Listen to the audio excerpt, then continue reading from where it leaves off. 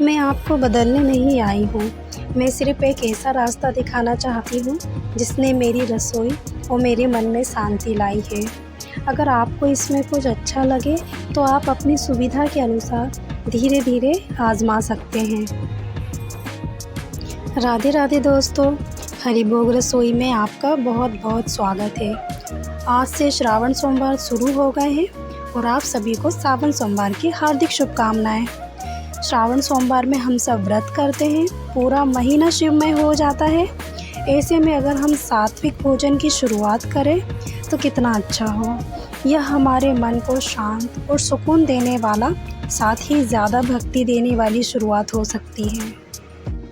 अगर हम बिना प्याज लहसुन वाली सात्विक भोजन की शुरुआत करते हैं तो यह हमारी भक्ति को कई गुना भगवान के पास हमारी इच्छाओं और कामनाओं को तेज़ी से करने में सहयोग प्रदान करती है। सात्विक भोजन पूर्णतः शुद्ध रूप होता है हमें भगवान की भक्ति को बढ़ाने में, क्योंकि सात्विक भोजन से हमारा तन, मन और विचार शुद्ध होते हैं। हमारी परंपरा और भक्ति का महत्व साझा कर रही हूँ। अगर आपको अपनी इच्छा हो तो आप भी धीरे धीरे इसे अपने जीवन में आजमा सकते हैं। दोस्तों, मैं हरिभोग रसोई के माध्यम से ये संदेश देना चाहती हूँ कि हम सिर्फ सात्विक रेसिपी नहीं बनाते हैं, बल्कि प्रेम, भक्ति और सकारात्मक जीवन की छोटी छोटी बातें भी सीखते हैं। देखिए दोस्तों, सात्विक बनना किसी पर दबाव नहीं है, यह प्रेम से किया गया छोटा सा चुनाव है।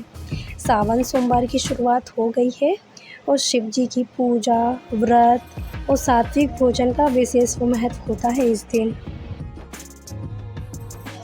अगर आप आज से केवल एक सप्ताह में एक दिन, श्रावण सोमवार के दिन ही सही, सात्विक भोजन करने का संकल्प ले तो वही एक सुंदर शुरुआत होगी, क्योंकि परिवर्तन हमेशा छोटे छोटे कदमों से ही शुरू होता है। दोस्तों, मेरी इन सभी बातों का सिर्फ़ एक ही मतलब है कि सात्विक भोजन हमारी ज़िंदगी में, हमारी लाइफ स्टाइल में कितना ज़रूरी है।